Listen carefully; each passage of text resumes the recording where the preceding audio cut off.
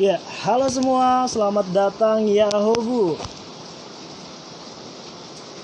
Halo Bang Edison, underscore namaku ya Hobu. Ya, selamat siang semua, salam sejahtera bagi kita semua teman-teman. Ya Hobu, ya anak-anak muda generasi Nias, teman-teman puji Tuhan pada siang hari ini kita boleh dipertemukan dalam live Instagram Cakap-Cakap Putra Putri Nias Indonesia yang mengusung tema mengenai motivasi generasi milenial Nias dalam hal meraih pendidikan, mimpi, menggapai cita-cita untuk harapan dan masa depan yang lebih baik. Wow. Materi yang cukup menarik teman-teman semua karena kita tahu bahwasanya pendidikan merupakan satu hal yang sangat penting dalam hidup kita saat ini. Nah teman-teman, sebelumnya saya mau nyapa teman-teman semua. Terima kasih yang sudah mau bergabung dan sudah klik tombol untuk mau menonton live Instagram Cakap-Cakap kita pada siang hari ini. Ya semuanya ya halo. Ya halo semuanya, maaf tidak bisa baca satu-satu teman-teman. Dan tentunya hari ini merupakan satu momen keberuntungan teman-teman semua. Karena apa? Karena hari ini kita boleh dipertemukan untuk bertemu dengan seorang anak muda inspiratif yang berasal dari Nias. Wow, luar biasa ya teman-teman. Karena banyak orang yang tidak tahu ya teman-teman. Biasanya kita berpikir bahwasanya apa ada sih anak-anak muda yang cukup sukses kelahiran dari Nias dengan usia yang masih muda. Dan ternyata di luar sana masih banyak teman-teman anak-anak muda generasi Nias, kelahiran Nias yang cukup sukses dan mampu menjadi role model buat kita semua. Nah teman-teman, sebelumnya perkenalkan, nama saya Gareni Bulele. Teman-teman boleh panggil saya Geren. Saya adalah seorang mahasiswa di salah satu perguruan tinggi yang ada di kota Medan. So, saat ini saya lagi stay di kota Medan. Nah, buat teman-teman yang ada di Medan, kita boleh bertemu di titik-titik tertentu. Nah, teman-teman mungkin banyak yang bertanya atau mungkin sudah tahu juga melalui beberapa flyer yang sudah dibagikan, siapa sih yang akan menjadi narasumber kita pada siang hari ini. Mungkin teman-teman berpikir siapa sih narasumber kita, gimana sih orangnya kita. Tapi tenang aja teman-teman, hari ini teman-teman tidak bakal dikecewakan karena tentunya kita akan mendatangkan seorang narasumber muda yang cukup inspiratif, di mana beliau merupakan seorang dosen muda tetap di salah satu perguruan tinggi yang ada di Jakarta, tepatnya di Sekolah Tinggi Ilmu Pemerintahan Abdi Negara. Wow, luar biasa ya. Dan teman-teman, selain sukses di dunia pendidikan, beliau merupakan seorang manajer di salah satu perusahaan yang ada di Jakarta. Wow, luar biasa ya teman-teman. Selain sukses di dunia pendidikan, beliau juga cukup sukses meniti karir di perusahaan. Nah, teman-teman mungkin langsung saja ya. Untuk mempersingkat waktu, kita langsung hubungi beliau. Oke, teman-teman. Sebentar. Ya. Halo semua. Iya.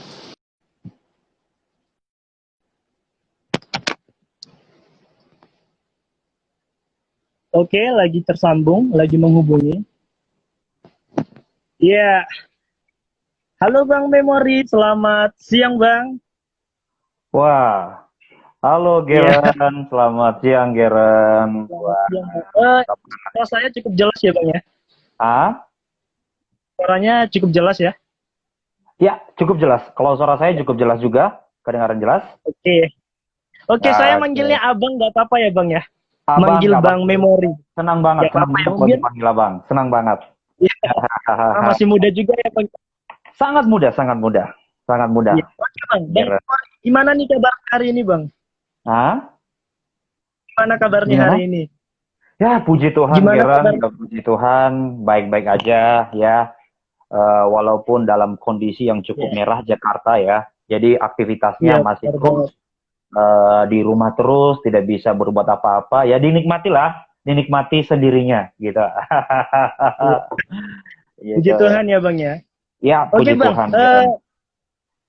mungkin masih banyak ya dari teman-teman kita yang Oke. nggak kenal atau mungkin udah banyak yang kenal, tapi mungkin ada beberapa Hmm. viewer baru di Instagram Putra Putri Nias Indonesia. Mungkin Abang boleh kenalan dong dengan teman-teman yang lagi nonton. Wah, oke, Giran, terima kasih banget ini siang-siang kita melakukan sharing ya buat teman-teman ya. Mungkin saat ini pun saya hanya bisa memberikan sharing yang bisa saya sudah lakukan. Semoga-moga yang tidak cocok dibuang dan yang cocok nanti diterima dan diimplementasikan. Sebelumnya saya sapa Pasti. teman-teman semuanya, adik-adik semuanya, ya Allah, perkenalin saya Memorianus Amajihene, ya Amajihene itu marga dari Kecamatan Lahusa, tepatnya di Desa Setiablata, ya.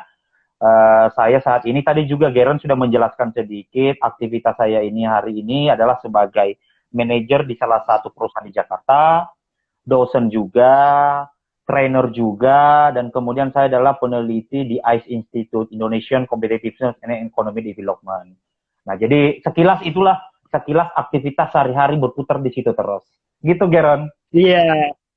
Oke Bang, iya benar banget teman-teman yang ada di rumah, kita panggilnya Bang Memori Amajihene dan berasal dari Desa Lahusa. Nah mungkin teman-teman yang berasal dari Desa Lahusa ini adalah role model buat teman-teman semua karena beliau merupakan seorang anak muda yang saat ini cukup sukses dan cukup inspiratif yang mampu memotivasi kita semua. Dan sebelumnya Bang Memori, terima kasih banyak sudah mau sharing pengalaman bareng kita di sini, sudah mau sharing berbagi lah mengenai proses pengalaman Abang sehingga bisa sukses sampai sekarang ini gitu. Makasih banyak Bang. Siap. Nah, ya, nah mungkin gini Bang ya, banyak yang mungkin bertanya-tanya apakah Bang Memori ini dari kecil emang sudah di Jakarta, apakah emang lahirnya di Nias, kemudian setelah lahir langsung ke Jakarta, atau sekolah dasar, sekolah menengahnya di Nias dulu, atau langsung ke Jakarta, itu gimana Bang? Mungkin boleh dijelasin Bang? Wah, ini kayaknya menceritakan kenangan masa lalu nih. Jadi besar kecil tentu pas di Nias ya, di Kecamatan Lahusa, di Desa Hilyablata, besar kecil di sana, lahir di sana, tepatnya 26 tahun yang lalu. Jadi cukup masih muda, 193 kelahirannya, ya. Jadi dibesarkan di sana, SD, SMP, SMA, perlu saya jelasin, SD-nya di Kecamatan Lahusa, SMP-nya mungkin ada adik semuanya di SMP Bintang Laut, Teluk Dalam, kalau ada yang tahu. Ya, SMA-nya di SMA Negeri Lahusa lagi. Nah, tepatnya lah di tahun 2012, saya apply coba beasiswa dan puji Tuhan, dapatlah beasiswa pendidikan di di Sekolah Tinggi Pemerintahan, beasiswa Pemda Kabupaten Nias Selatan, dan barulah di situ merantau di Jakarta. Jadi aktivitinya sejak tahun 2012 meraih pendidikan, 2016 selesai selama 4 tahun tidak pernah pulang di Nias ya. Karena buat saya yang saya pikirin waktu itu, ngapain sih kita kuliah 4 tahun tetapi setiap tahun harus pulang terus. Buat saya itu adalah bukan seorang petarung. Jadi 4 tahun saya tidak pernah pulang. Jadi yang saya di dalam benak saya adalah ya sekali jalan belum punya gelar, tapi sekali balik langsung punya gelar. Jadi 2016 selesai, balik ke Nias itu bulan Maret, bulan April hanya 2 minggu libur ke Nias, itu saya langsung balik ke Jakarta lagi, bekerja, apply pekerjaan, dan langsung mengambil S2. Dan S2-nya selesai di tahun 2018. Itu, Gareth. Cukup panjang sih ya. Iya, cukup panjang ya Bang. Berarti Abang ini orangnya emang cukup konsisten dan komitmen dengan apa yang sudah diputuskan dari awal ya Bang ya? Ya, sejauh ini seperti itu. Tapi pasti ada yang juga lah, ada yang lost juga lah ya. Ada yang pasti dong. Ngomong ada yang lost juga nih Bang. Di proses Abang mengenyam pendidikan di Jakarta gitu, ada nggak sih titik di mana benar-benar seperti kayak ya pergumulan yang cukup sulit untuk dihadapi gitu? Ada nggak sih titik di mana ya udah sampai di sini aja gitu, nggak usah lanjut lagi? Mungkin gara-gara faktor finansial mungkin, atau faktor support keluarga yang nggak ada gitu. Ada nggak Bang kira-kira? Tentu jelas. Karena ketika saya meraih pendidikan di S1-nya, itu kan beasiswa ya. Jadi beasiswa full dari pemerintahan Kabupaten Nias Selatan. Itu saya tidak mengenal yang namanya biaya surat tagihan dari kampus. Saya tidak merasakan bahwa nilai juang itu ada dalam diri saya. Yang saya pikirin adalah, yang penting saya selesai, makan, tidur, kuliah, belajar, ujian, sampai tahun 2016 itu adalah target. Tetapi setelah masuk ke S2, nah di situ ada nilai juangnya tuh. Bagaimana ketika saya harus berai sendiri, nyari uang sendiri, tidak disupport orang tua sendiri, dan asik benar, dan asiknya itu bukan karena tidak mendapatkan rasa pahit. Wah jelas pasti rasa pahit, nombok sana sini ya, ambil pinjam kuliah sana sini, yang penting bulan ini tertutupi, bulan lalu nanti bulan depan menutupi bulan yang ini. Tapi buat saya ya itu adalah sebuah proses yang harus dijalani, dan rasanya setelah selesai 2018, dan itu kayak lega banget, dan itu masih biasa. Ngambil S2 itu udah biasa. Yang biasa itu adalah ketika ngambil S3 lagi. Nah, itu yang luar biasa buat saya. Mudah-mudahan mimpi itu bisa ke sana gitu.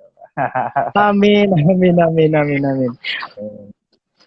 Oke, berarti emang punya proses yang cukup panjang dan cukup sulit, Jelas. tapi abang bisa mengatasinya gitu ya bang. Dan hasilnya abang menuai satu hal yang cukup baik saat ini gitu ya bang ya. Ya, puji Oh ya Tuhan. bang, tapi sebelumnya saya mengucapkan juga buat teman-teman yang lagi nonton live Instagram kita, selain kita mengajukan beberapa list pertanyaan yang sudah disediakan kepada Bang Memori sebagai narasumber, teman-teman juga yang ada di rumah kita berikan waktu atau kita berikan ruang untuk mengajukan pertanyaan melalui kolom komentar yang ada di bawah. Nah, mungkin ada teman-teman yang ingin menggali-gali informasi atau ingin motivasi dari Bang Memori, boleh di komen di bawah teman-teman. Nanti di akhir sharing kita bakal kita bacakan. Nah, selanjutnya Bang Memori, dengan proses yang terlalu panjang yang sudah abang sharing sebelumnya, gimana sih bang cara abang mengatasi hal-hal tersebut? Karena saya pikir itu cukup sulit ya untuk diatasi gitu bang. Sebenarnya saya juga cukup support lah buat Geren ya. Saya lihat profil Geren ya. Saya juga coba apresiasi buat Geren. Itu bukan sesuatu hal yang memang dikatakan bahwa itu hal mudah ya. Jadi intinya adalah saya lihat profil Geren juga, memang pada intinya saya lihat adalah mendapatkan beasiswa, mendapatkan support dana, dan itu bukanlah sesuatu hal yang dianggap remeh. Nah, demikian juga hasil perjuangan saya. Artinya adalah begini, apapun itu sih sebenarnya, apakah ada rasa lelah? Jelas pasti ada lelah. Apakah ada mentoknya ketika kita berjuang tidak mendapatkan sesuatu hal di luar nalar kita? Pasti sering terjadi. Tapi buat saya sih sebenarnya adalah saya hanya melihat bahwa intinya saya terus melakukan yang memang bisa dilakukan. Lakukan terus, nikmati prosesnya. Kalau dibanting sana sini, diproses oleh keadaan, diproses oleh situasi yang sakit atau senangnya, ya itu udah nikmatnya hidup. Harus dijalani apapun itu. Jadi memang ketika proses membentuk karir sejak selesai ya, tapi intinya adalah saya membangun itu bukan karena setelah selesai S1, nggak bisa. Memang saya sudah bangun itu sejak SMA malahan, bukan hanya SMP, bukannya SMA, SMP malahan.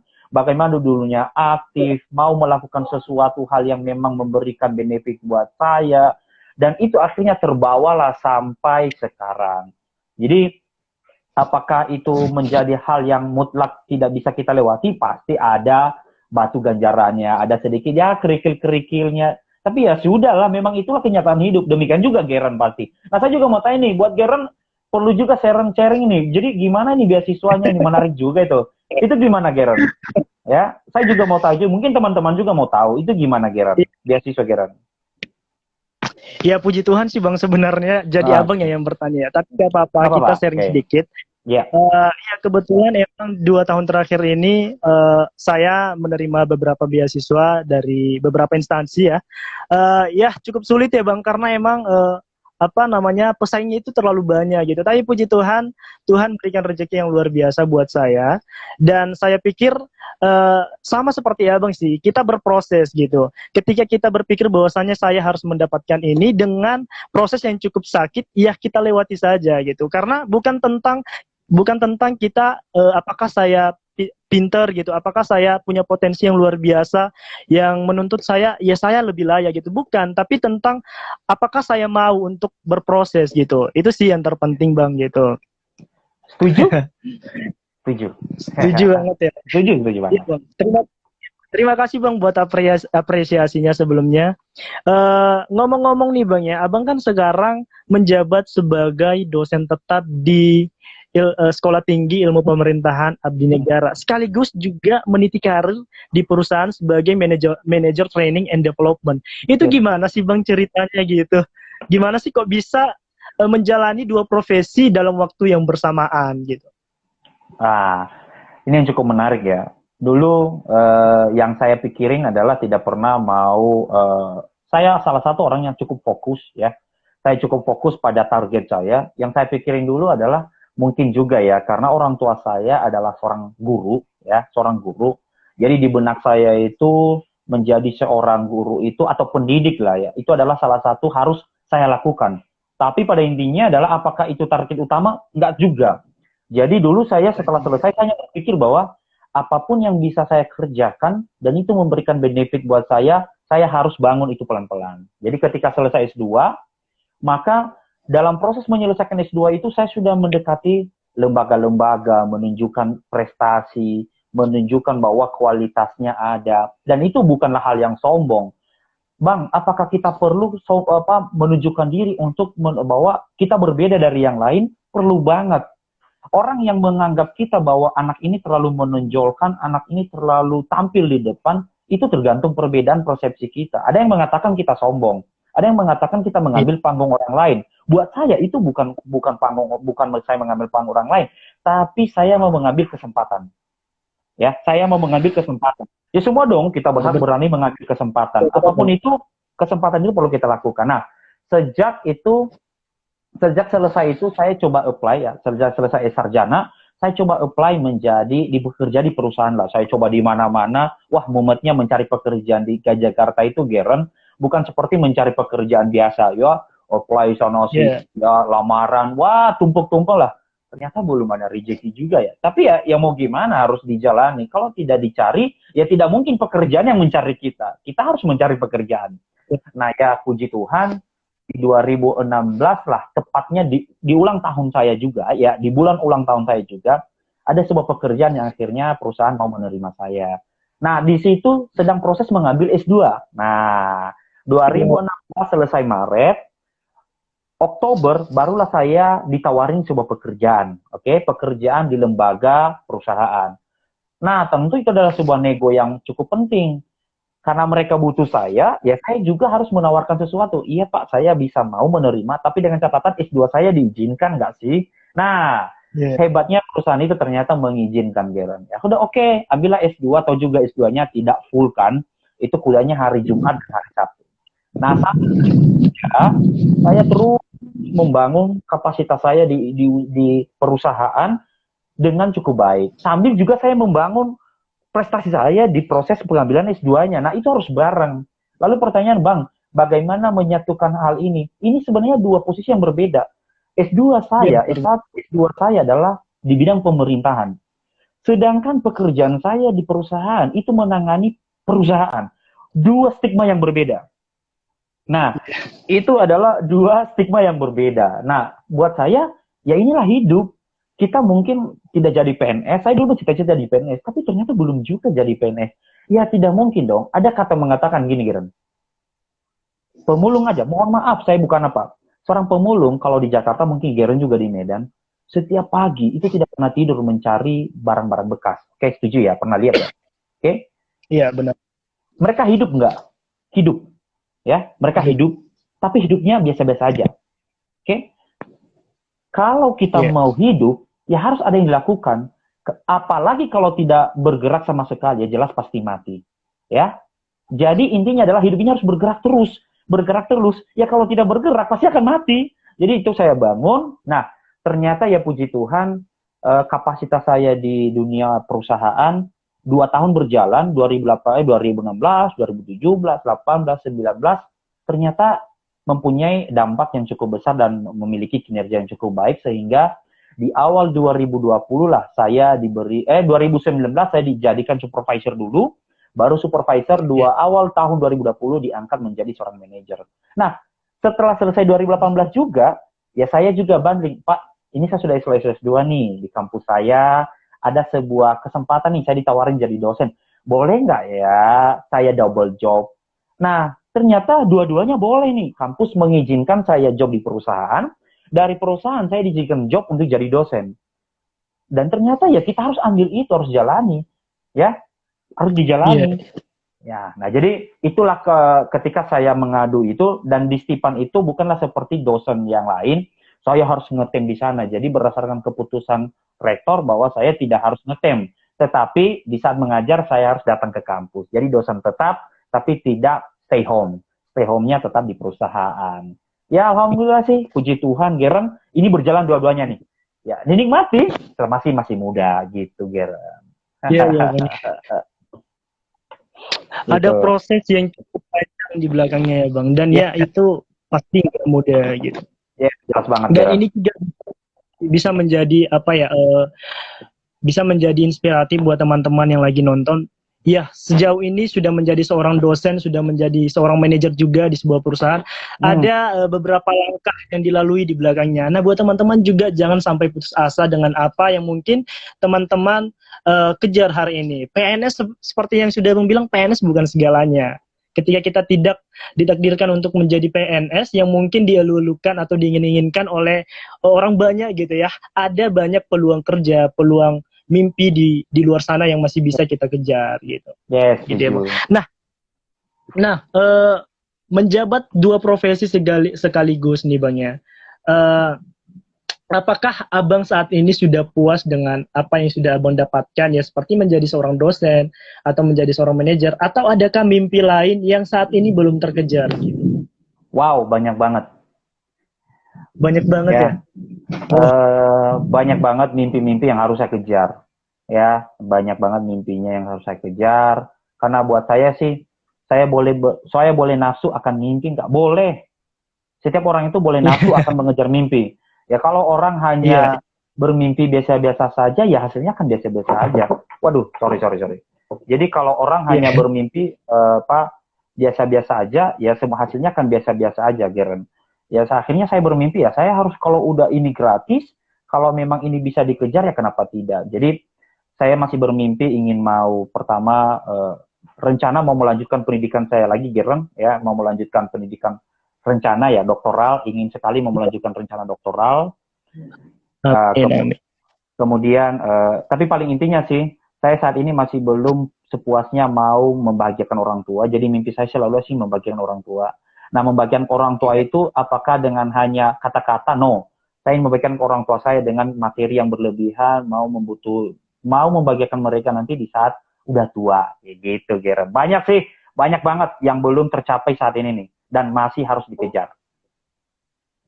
Ya, berarti masih banyak ya, Bang ya. Walaupun banyak saat ini orang-orang melihat Bang Memori ini sudah cukup sukses, sudah cukup sukses di karirnya gitu ya, tapi masih ada beberapa mimpi yang belum tercapai hingga saat ini gitu. Oh iya, Bang. Selain sukses di dunia pendidikan, juga sukses meniti karir menjadi seorang manajer, ternyata Bang Memorianus ini pernah meluncurkan karya sebuah buku yang berjudul The Rise of the Challenge ya di tahun 2019. Iya, Rise to the Challenge. Oh, ini bukunya banget ya. Yes. Bisa didapatkan di mana nih bukunya, Bang? Boleh cerita nggak, Bang, gimana pertama kali menerbitkan buku ini dan ada inspirasi apa di dalamnya gitu? Oke, buku ini sebenarnya mengangkat inspirasi dari bos saya juga sekarang ya. Bos saya juga sekarang, beliau itu adalah mantan CEO BUMN ya, Sarinah, mantan CEO BUMN Sarinah, di mana di masa ketika dia menjadi seorang CEO, dia didaulat menjadi seorang CEO termuda dan mendapatkan rekor muri, Museum Rekor Muri Indonesia. Nah, di dalam buku ini ya, di dalam buku ini ada sebuah hal yang perlu kita pelajari banget. Di dalamnya ada nilai usaha ya, di dalamnya, dan paling penting juga adalah temanya hari ini. Temanya adalah beliau di dalam buku ini rela meninggalkan jabatannya sebagai seorang CEO BUMN demi melanjutkan pendidikan. Itu luar biasa banget ya. 2 tahun dia menjalani jabatannya sebagai CEO BUMN, tetapi dia mendapatkan beasiswa di Harvard University di Amerika, UCA. Jadi dia keterima di sana, dan itu adalah 2 pilihan yang berbeda. Bagi orang yang awam, wah ngapain saya harus meninggalkan CEO dengan gaji ratusan juta, dibandingkan saya harus melanjutkan pendidikan yang nanti setelah selesai belum tentu menjamin apakah saya bisa jadi CEO lagi atau tidak. Nah, tapi beliau berani mengambil resiko itu. Akhirnya dia meninggalkan jabatannya hanya 2 tahun dan dia melanjutkan S2-nya itu di Harvard University, dan sekarang bisnisnya melalang buahnya. Nah, di dalam buku ini sih banyak nilai-nilai perjuangan yang luar biasa ya. Ini pun bukan hanya saya menulis, ini saya tulis bersama dengan salah satu pimpinan saya juga, namanya Pak Dr. Ervin Priambodo. Ya, itu kita tulis bersama. Dan rencananya sebenarnya Geren, itu bulan ini sebenarnya bulan Juni ini, saya ingin rencana sekali mau pulang ke Nias. Sudah rencana sih, bukan hanya ingin, tapi sudah berencana. Tujuannya saya ingin mau sharing-sharing buku ini kepada adik-adik saya di sekolah-sekolah SMA, terutama yang baru lulus tahun ini, di sekitar wilayah Kecamatan Lahusa. Dan ada sudah 5 sekolah sebenarnya sudah mau menerima saya. Rencananya adalah saya berbagi sharing tentang pengalaman saya, dan sekaligus mau membagikan buku ini kepada adik-adik kita. Tapi ternyata COVID-19 menjadi sebuah hal yang momok buat kita, akhirnya menunda dulu. Mungkin nanti Desember kalau tidak ada halangan, kalau Tuhan memberkati, Geren. Itu Geren. Iya, sayang banget. Tapi pasti bakal ya Bang ya. Bakal ada rencana lagi. Betul. Iya. Buat teman-teman yang lagi nonton juga nih, ini mungkin bukunya sangat recommended banget buat teman-teman, seperti yang sudah dijelaskan di dalamnya memuat banyak makna perjuangan. Nah, sangat cocok mungkin yang sedang berjuang nih saat ini. Mungkin teman-teman boleh share sekarang atau mungkin langsung DM aja Bang Memorianusnya gitu. Nah, mungkin masih ada juga beberapa teman-teman yang lagi nonton yang bertanya, Bang, masih boleh nanya nggak? Boleh nanya nggak? Nah, seperti yang tadi sudah dikatakan teman-teman, yang ingin bertanya boleh banget. Teman-teman boleh tulis pertanyaan di kolom komentar yang ada di bawah. Nanti di akhir sharing ini kita bakal baca kembali dan akan dijawab langsung oleh Bang Memorianus. Oke. Nah selanjutnya Bang, mungkin banyak juga ya yang ingin mendengar tips atau trik sukses dari Abang nih, ala Bang Memorianus gitu. Mungkin boleh Bang dikasih tahu nih trik yang cocok untuk teman-teman kita nih yang lagi nonton. Oke, tips dan trik dalam hal apa nih? Dan dalam hal ya meraih pendidikan gitu Bang. Abang kan sekarang udah sukses di dunia pendidikan, juga sukses, meniti karir di manajer juga sukses. Gimana sih tips dan trik untuk bisa menuai hasil itu gitu Bang? Oke. Thank you. Ini inti kayaknya yang mungkin perlu saya sharingkan. Jadi gini, apakah pendidikan itu menjamin bahwa kita bisa sukses? No. Ya, kita melihat bahwa banyak orang berpendidikan, tapi ternyata, mohon maaf, bukan kita mengukur orang, tapi ya ternyata ya hasil yang dicapai setelah selesai kuliah atau malahan sudah magister ya biasa-biasa aja. Nah, pertanyaannya yang kedua, Bang, apakah dengan tidak orang berpendidikan maka tidak bisa sukses? Jangan juga seperti itu. Ibu Susi Jipuastuti tamatan SMP, tapi hartanya luar biasa. Punya pesawat, banyak pesawat. Lalu apakah tolak ukur bahwa dia dengan tidak mempunyai pendidikan hanya tamatan SMP, lalu dicap bahwa beliau tidak sukses? No. Artinya adalah gini, tips dan triknya itu adalah pertama, teman-teman itu harus dulu mempersiapkan segala sesuatunya. Apakah pendidikan itu perlu banget? Itu adalah dasar dari awal segala sesuatunya, ya. Kalau memang ada yang mengatakan, wah, itu juga orang sukses kok, tapi tidak mempunyai pendidikan, ya itu adalah rezeki dan takdir buat dia. Tapi teman-teman yang tidak mempunyai rezeki itu, apakah saya harus mau seperti itu? Ya boleh. Tapi ternyata Tuhan masih menunda jawabannya. Tunggu dulu ya Geren, tunggu dulu ya Memo. Belum saatnya. Nah, Anda harus mempersiapkan tips dan kedua. Apa? Mengenyam pendidikan Anda setinggi-tingginya. Ya, tapi Bang, duitnya dari mana? Ya jangan tanya ke saya duitnya, duit itu harus dicari. Ya, jangan tanya ke saya duitnya. Ya, dulu ketika saya selesai satu, ada yang mengatakan, waktu saya pulang, saya langsung bilang ke orang tua saya, Ma, saya harus ambil S2 ya. Lah duitnya dari mana? Oh, nggak usah pikirin duitnya. Yang penting izinkan saya dulu ambil S2. Setelah diizinkan, ya duitnya nanti kita cari bareng-bareng. Nah, yang ketiga, apakah setelah selesai kuliah, lalu Anda mengandalkan ijazah Anda? No. Ya. Kalau Anda mengajarkan ijazah Anda, wah saya sudah sarjana pendidikan, saya sudah sarjana manajemen, siapa yang mau tidak menerima saya, ini loh saya sudah sarjana. Lah, semua juga sarjana sudah banyak, Bang, sudah banyak banget, tidak terhitung. Ya. Lalu tipsnya supaya Anda bisa digunakan di dunia luar apa? Anda harus memiliki perbedaan. Anda harus memiliki suatu kualitas yang memang tidak hanya mengandalkan sarjana Anda. Makanya kalau dalam konsep membangun sebuah karir, Anda harus memainkan 3 yang paling terpenting. Ya. Yang penting itu pernah saya seringkan adalah, dan ini sudah umum, kita harus memainkan nilai KSA, knowledge, skill, dan attitude. Ya, knowledge Iya. itu apa? Knowledge itu didapatkan dari pendidikan. Apa itu standar misalnya kalau di SMA maka nilai rapor, nilai SKHUN. Kalau tamatan SMA kuliah maka adalah IPK. Anda harus mampu membuat IPK itu yang terbaik. Jangan yang biasa-biasa aja ya. Karena saya misalnya sarjana manajemen, Geren sarjana manajemen, tapi IPK-nya sudah 4,00, IPK saya 2,1. Diterima mana? Ya pasti Geren dong. Lah, bagaimana Anda mau Iya. bersaing kalau IPK-nya pas-pasan? Jadi knowledge itu penting. Nah, yang kedua adalah skill. Skill itu apa sih? Kemampuan dan keterampilan. Ya saya dengan Geren sama-sama sarjana manajemen, oke?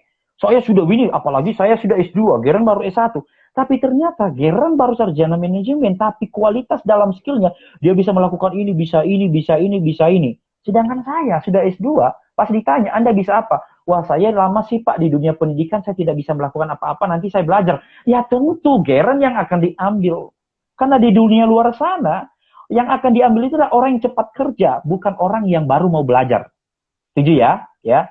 Saya sebagai Setuju. manajer, kalau mau mencari karyawan, saya mencari orang yang bisa.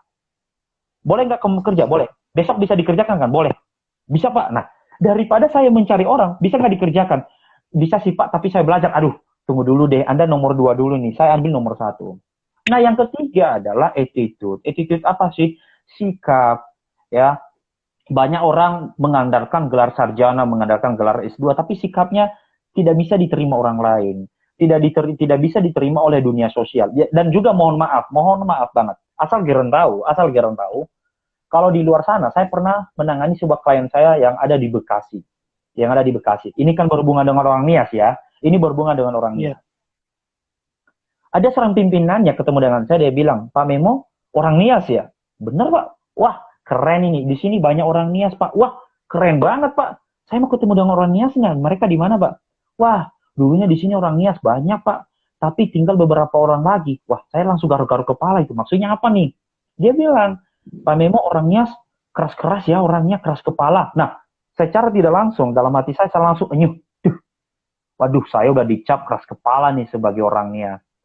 Jadi inti daripada belajar attitude itu adalah kita boleh keras di daerah-daerah kita. Orang Batak boleh menunjukkan bahwa dia orang Batak. Orang Ambon boleh dia menunjukkan orang Ambon. Orang Nias boleh dia membawa orang Nias. Tapi ketika Anda sudah masuk dalam dunia kerja, maka Anda harus menyesuaikan diri pada standar operasional prosedur perusahaan. Tidak merubah Anda orang Nias, tidak merubah Anda orang Batak, tapi harus Anda nilai-nilai itu, jangan Anda memaksakan bahwa saya harus keras dulunya, maka di dunia kerja, ya nggak bisa juga seperti itu. Jadi, attitude itu perlu. Attitude itu adalah standar-standar baku yang memang harus kita ikuti berdasarkan standar peraturan perusahaan. Walau itu terkadang bertolak belakang dengan kita. Tapi itu adalah standar perusahaan. Nah, kalau Anda sudah membangun knowledge Anda, ya, apakah saya harus pintar-pintar banget? Ya, nggak juga pintar, tapi juga jangan terlalu bodoh juga. Karena sekarang kita sama-sama bersaing ini nih, ya. Ada Geren, Iya. ada namanya X, ada namanya Y. Sama-sama sarjana, melamar di pekerjaan yang sama. Yang diterima hanya satu orang. Lah sekarang pertanyaannya, nilainya berbeda-beda. Ada nilainya 4,0, ada nilainya 3,95, ada nilainya 2,0. Yang dicari siapa ya? Ya pasti tertinggi. Ya, kalau Anda bermimpi seperti itu. Nah, yang kedua adalah bangunlah skill Anda. Apapun yang bisa dilakukan, kerjakan. Oh, saya bisa mengerjakan Microsoft Word. Ya, jangan juga hanya mengerjakan Microsoft doang. Anda harus kuasai Excel, PowerPoint, Anda harus bisa melalui media sosial. Itu hal terkecil. Nah, lakukan apapun itu. Apapun itu yang penting bermanfaat, lakukan. Nah, yang ketiga adalah perbaiki sikap Anda. Ya, kita bekerja dalam sebuah organisasi, bukan kita yang punya organisasi, tapi organisasi yang mengatur kita. Nah, yang terakhir, ketika itu sudah itu, tapi saya dulunya sudah melakukan itu, Geren. Tapi yang terakhir sih, tips dan trik saya adalah, saya melihat bahagia orang tua saya. Intinya itu aja sih. Jadi setelah saya mendapatkan sekarang sesuatu, ya saya hanya selalu mengatakan bahwa saya mendapatkan ini untuk orang tua saya. Saya mendapatkan ini untuk orang tua saya. Dan akhirnya ya puji Tuhan terus pelan-pelan, sampai sekarang berproses terus. Apakah sudah nikmat sekarang? Cukup nikmat, tapi belum puas nikmat. Ya, apakah itu dikatakan sebagai sebuah yang agresif? Ya harus manusia itu harus agresif. Ya kalau tidak agresif ya mati aja kita. Ya, Gitu, Geran. Iya ya Bang. Jadi Ya, bukan hanya kita punya nilai akademik yang cukup tinggi, tapi kita perlu yang namanya mengembangkan potensi skill di luar ya Bang ya. Jadi ini sangat. pembelajaran buat teman-teman untuk memperdalam potensi diri dari luar kampus atau di dalam kampus juga banyak organisasi yang bisa melatih ya Bang ya. Yes, Itu. Nah, setuju. ngomong-ngomong mengenai ini nih Bang, mengenai skill, potensi diri. Kalau menurut Abang gimana sih cara kita untuk menggali potensi diri dalam diri kita gitu? Oke. Ketika Anda sudah bisa melakukan sesuatu dan itu tidak bisa dimiliki orang lain, itulah potensi diri Anda. Oke, ya. Hal terkecil, hal terkecil. Ketika dulu saya di Nias, tadi ada yang menyapa, halo saya dari TPJU. Nah, itu adalah satu daerah kecamatan saya, tadi ada yang menyapa, halo saya TPJU Bang. Nah, TPJU itu adalah tempat kita sering main bola. Nah, kalau saya Iya. memiliki skill, kalau Anda memiliki skill bermain bola berbeda dengan orang lain, maka itu adalah skill Anda, potensi Anda. Bangun terus itu. Anda yang mempunyai jago main gitar, apakah itu biasa? Oh, belum tentu. Banyak orang ingin mau belajar jadi main gitar, tapi tidak bisa-bisa. Nah, itulah potensi Anda. Anda misalnya bisa menjadi MC dari SD, SMP, SMA, selalu di gereja-gereja Natal, misalnya deklamasi, membaca puisi. Orang lain tidak bisa seperti itu. Itu potensi Anda. Kembangin itu terus. Anda misalnya jago berbicara, bisa menjadi MC, bisa berpidato, bisa berbahasa Inggris. Orang lain tidak bisa. Ya itu potensi Anda. Kecil, tapi itu Anda harus gali apapun itu. Ya saya dulu misalnya saya suka bicara. Saya suka bicara, berani tampil karena dulunya mungkin saya adalah paskibra. Saya paskibra Kabupatennya Selatan, ya suka tampil. Akhirnya saya bilang, wah ini kayaknya tampilan ini kayaknya tidak boleh disia-siakan. Saya harus bangun terus. Akhirnya saya ingin mau jadi pendidik. Ya, saya ingin mau jadi orang yang suka bicara. Akhirnya bisa. Akhirnya sekarang bisa jadi pendidik, ya bisa jadi dosen yang suka bicara, bisa juga jadi narasumber di berbagai pelatihan dan training. Itu dimulai dari mana? Dimulai dari dulu. Hal terkecil aja. Tapi Bang, saya tidak memiliki potensi. Tuhan itu menciptakan manusia itu ada yang kekurangannya, ada kelebihannya. Jangan pernah berharap bahwa saya tidak mempunyai kelebihan sama sekali. Wah, nggak mungkin. Pasti ada kelebihan tersendiri. Tapi Bang, saya memiliki kelebihan sama dengan orang lain. Ya Anda harus lebih lagi dari dia dong. Apapun itu, pelan-pelan, pelan-pelan. Nah, jadi banyak orang memang meremehkan, terlalu mengukur diri sendiri. Ya, kita boleh merendah, ya, kita boleh merendah, tapi jangan merendahkan diri. Itu paling penting. Kita boleh merendah nih, kita harus merendah.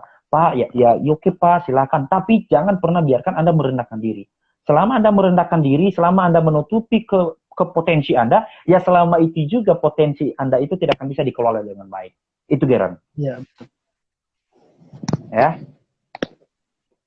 Iya, aku setuju banget sih sama Abang karena ada beberapa hal kecil yang kadang kita mikir ini hal biasa gitu, tapi ternyata banyak orang yang tidak bisa melakukan hal kecil itu dan kita bisa menjadikan itu sebagai potensi diri kita. Dan ya yang terpenting jangan rendah diri seperti yang Abang bilang, dan itu aku setuju banget Bang, dan saat ini aku harus menerapkan itu karena beberapa dosen yang saya konsultasi juga mengatakan jangan rendah diri seperti itu. Nah, ini ada beberapa pertanyaan dari teman-teman viewer kita, Bang. Mungkin kita bisa baca.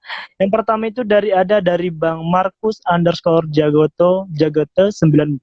Apakah Abang pernah mengalami kegagalan dalam proses mencapai impian jadi manajer dan dosen? Bagaimana bisa keluar dari problem itu? Jujur ya, impian menjadi seorang manajer itu belum pernah terbayang di benak saya. Umur 26 tahun sekarang itu adalah mungkin banyak di luar sana juga ya, pimpinan-pimpinan manajer ada 24 tahun, tapi mereka rata-rata mungkin karena family, ya, turunan. Wah, dia bisa memimpin ini karena ayahnya yang memiliki usaha, atau orang tuanya yang memiliki modal, atau omnya, atau sebagainya. Jujur, mimpi saya jadi manajer itu belum kepikiran sama sekali. Oke? Ya, belum kepikiran sama sekali. Dan itu pun prosesnya cukup cepat. Biasanya di perusahaan itu prosesnya banyak banget. Mulai dari staff, mulai dari foreman, mulai dari asisten supervisor, asisten manager, itulah layer yang harus dilewati nih. Saya baru 3 tahun langsung diberi jabatan plak sebagai ini. Dan jujur selama ini saya belum pernah apply di tempat lain untuk menjadi manajer karena buat saya belum siap untuk ke sana. Tapi ternyata perusahaan saya memberikan jabatan ini dan dianggap sudah siap. Nah, dosen belum juga kepikiran bahwa ternyata setelah selesai S2 saya melamar, saya coba dan ternyata itu bisa keterima dengan begitu cepat. Jadi buat saya ini adalah jujur ini belum ada yang gagal. Ya, proses saya mencapai proses ini belum ada yang gagal, tetapi adalah sebuah pencapaian yang di luar logika saya. Tapi buat saya sih sebenarnya ini akan gagal ketika misalnya saya ini belum membangun ini dimulai dari kinerja saya. Saya tidak membangun kapasitas kualitas saya tidak disiplin, maka mungkin ini bisa dikatakan gagal. Tetapi karena dulunya adalah saya hanya membangun potensi saya bekerja dengan tepat, meraih pendidikan dengan tepat, belajar dengan tepat, mengajari orang dengan tepat, ya akhirnya dalam 3 tahun ini bisa dipercaya dengan posisi seperti ini. Jadi gagalnya adalah ketika dalam proses implementasinya kemudian. Banyak trouble nggak? Pasti banyak ya.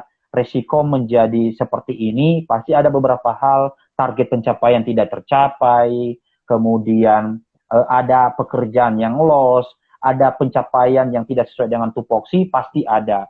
Apakah itu adalah sebuah masalah yang berat? Ya tidak akan pernah berat kalau seandainya Anda mau merubah. Jadi proses gagalnya itu di implementasinya. Itu juga bukan gagal sih. Tapi ada nilai-nilai perjuangan yang masih tertunda. Yang memang saat ini terus saya kejar kepada tim saya. Harus benar-benar. Jadi saya membawa beberapa banyak tim. Dan yang dilihat itu adalah bukan timnya. Yang dilihat itu adalah pimpinannya. Nah kalau timnya ada yang gagal, pasti pimpinannya gagal dong. Tim yang sukses itu karena pimpinan. Maka pimpinan yang sukses, maka itulah tim yang sukses. Jadi gagalnya adalah problemnya adalah saya adalah orang yang di depan yang akan mau menggerakkan. Saya nggak mau bersembunyi. Saya harus orang yang akan door to door. Ya, Pak, gagalnya di sini nih. Ya, gagalnya di sini. Oke, solusinya bagaimana? Saya tidak bisa memberikan solusi Pak karena itu bukan posisi saya. Ya, saya harus turun. Saya yang akan menjadi garda terdepan memimpin mereka. Karena suksesnya mereka itu adalah sukses saya. Jadi prosesnya adalah seperti itu.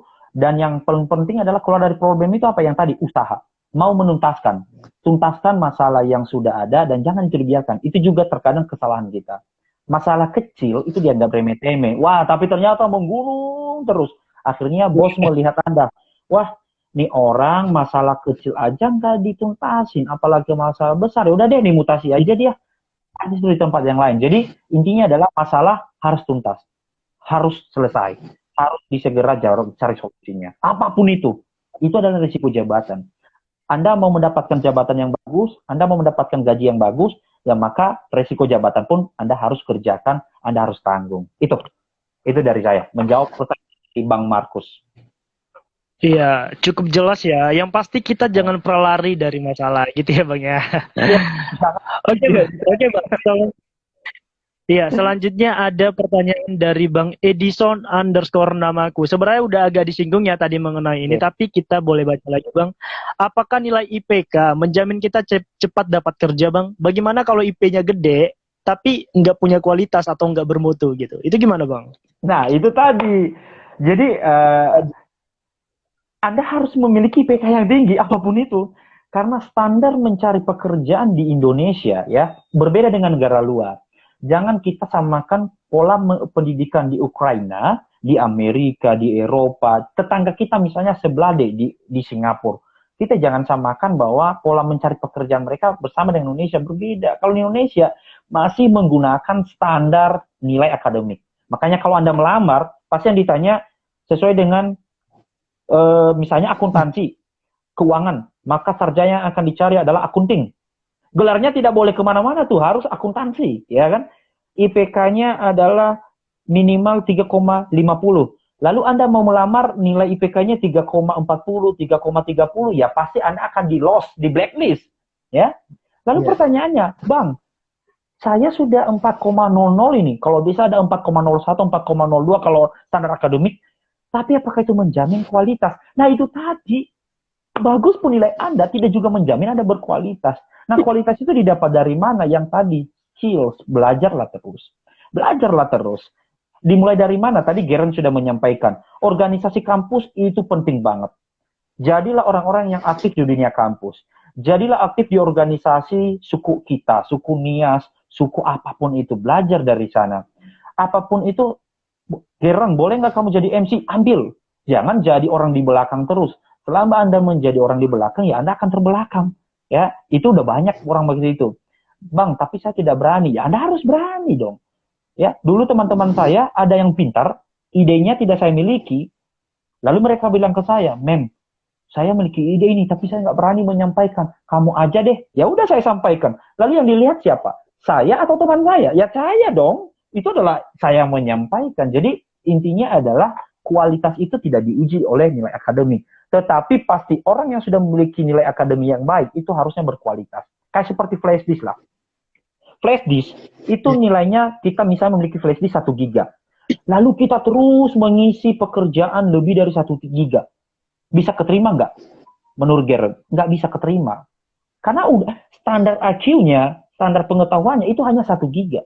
Tapi kalau teman-teman yang memiliki 10 giga, 4,00, itu pas nilai akademisnya, otaknya, ditampung apapun itu bisa diterima. Jadi perusahaan pun memikirkan itu, wah ini anak akademiknya bagus nih. Ini pasti dia ditekan dengan pekerjaan berat, dengan banyak pekerjaan. Ini otaknya masih bisa jalan. Tapi otak ini harus dijalankan dengan kualitas, jangan tidak berkualitas. Selama Anda tidak berkualitas, ya selama itu juga Anda akan tertinggal atau ditinggal oleh yang lain. Gitu. Jawaban singkatnya. Iya, udah cukup jelas ya teman-teman yang ada di rumah yang sudah mengajukan pertanyaan juga. IPK yang tinggi tidak menjamin, tapi biasanya IPK yang tinggi harus punya kualitas. Gitu ya Bang ya? Setuju. Nah, iya. Nah, selanjutnya Bang, ada pertanyaan dari Bang Yaman_Jega. Pertanyaannya adalah, Bang, mau nanya dong. Pastinya kita dalam dunia kerja pasti ada aja yang namanya masalah. Gimana sih Bang cara respon masalah itu agar kita bisa lewatinya gitu? Gimana Bang? Nah, ini masalah apa dulu nih? Masalah karena Anda yang timbulkan sendiri, ya ada juga itu. Karena kesalahan Anda juga sendiri, ya, Bang? ada juga loh. Ya, misalnya nih, iya. Lalu Anda diberi sanksi, dipotong gajinya, diberikan sanksi lisan, sering dipanggil. Nah, itu kan Anda yang membuat masalah. Ya, Anda harus berubah. Apapun itu. Supaya masalahnya hilang, Anda harus merubah. Tapi banyak orang, bah itu bukan salah saya. Ya, menurut Anda bukan yang salah, tapi adalah suatu kebiasaan yang buruk. Nah, kalau misalnya masalah yang muncul itu adalah di luar daripada yang kita pikirin. Muncul masalah memang yang tidak pernah kita harapkan, dan itu bukan karena kita sendiri. Ya, apapun itu, selama masalah itu dalam lingkup organisasi, maka bawalah masalah itu dalam lingkup organisasi. Kalau masalah itu selama itu lingkup dalam tupoksi Anda, tugas pokok dan fungsi kerjaan Anda, ya Anda harus tuntaskan. Jangan Anda lari dari masalah.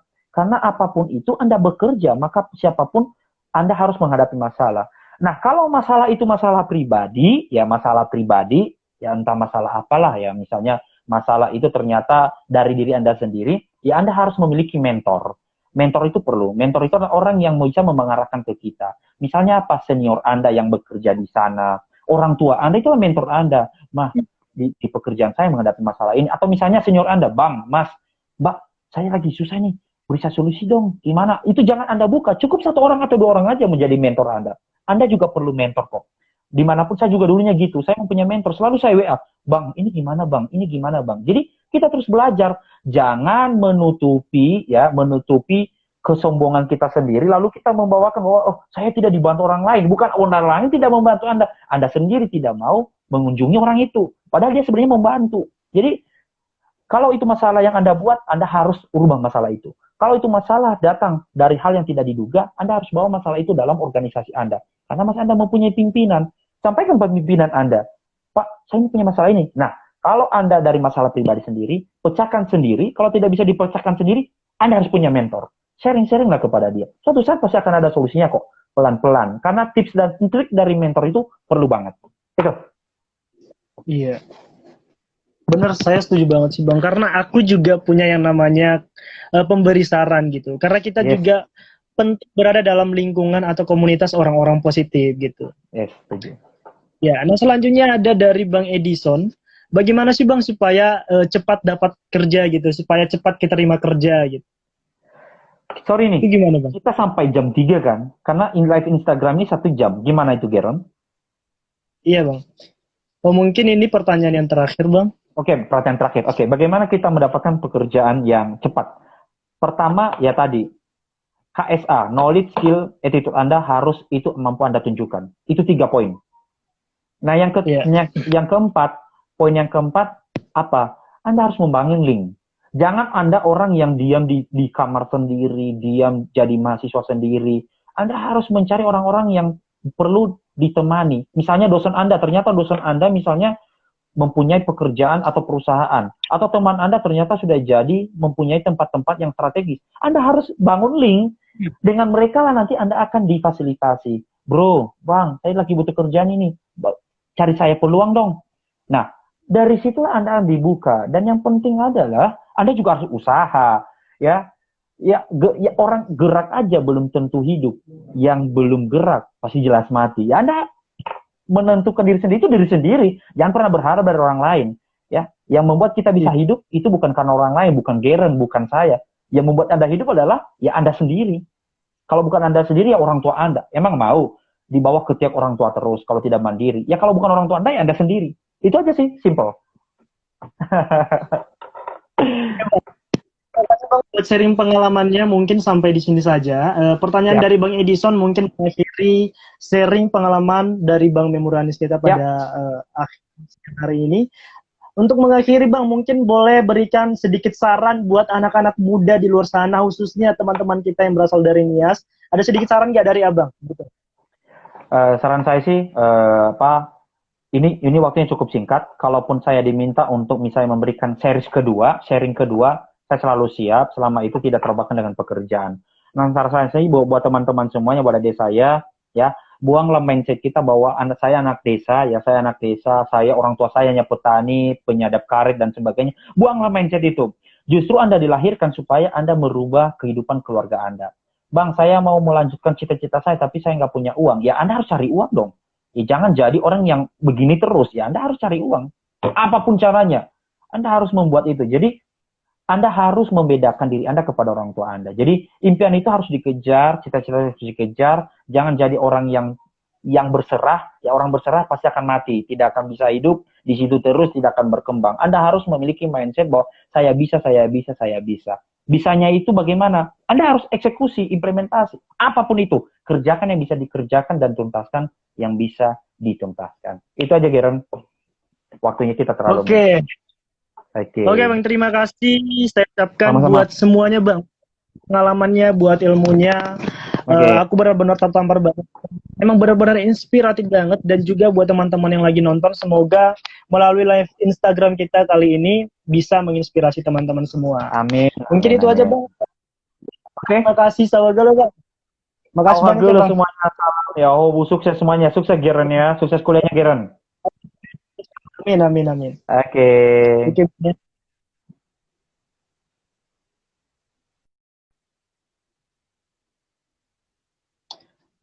Oke teman-teman semua, berakhir sudah sharing pengalaman, sharing berbagi cerita dari Bang Memorianus Amajihana pada siang menjelang sore hari ini, dan saya mengucapkan terima kasih banyak buat teman-teman semua yang sudah mau nonton, sudah berpartisipasi juga, sudah mau mengajukan pertanyaan. Akhir kata teman-teman, saya cuma mau bilang, pendidikan merupakan satu hal yang penting. Pendidikan merupakan alat buat kita untuk mampu mengubah dunia. Apalagi banyak anak-anak muda yang saat ini menjadi agen perubahan, khususnya anak-anak muda Nias. Teman-teman, saya mendukung kalian semua. Nah, teman-teman, seperti yang tadi juga sudah dikatakan sama Bang Memori, bahwasanya bukan tentang kita pinter atau cerdas, bukan tentang kita ya aku punya potensi, bukan tentang itu, tapi tentang bagaimana kita berproses, bagaimana kita mampu uh, mampu berjalan di proses yang diberikan gitu. Nah, teman-teman, mungkin itu saja. Terima kasih buat semuanya saya ucapkan. Akhir kata, saya Geren, pamit undur diri. Sampai jumpa di event-event selanjutnya. Selamat siang menjelang sore ya. Terima kasih semua.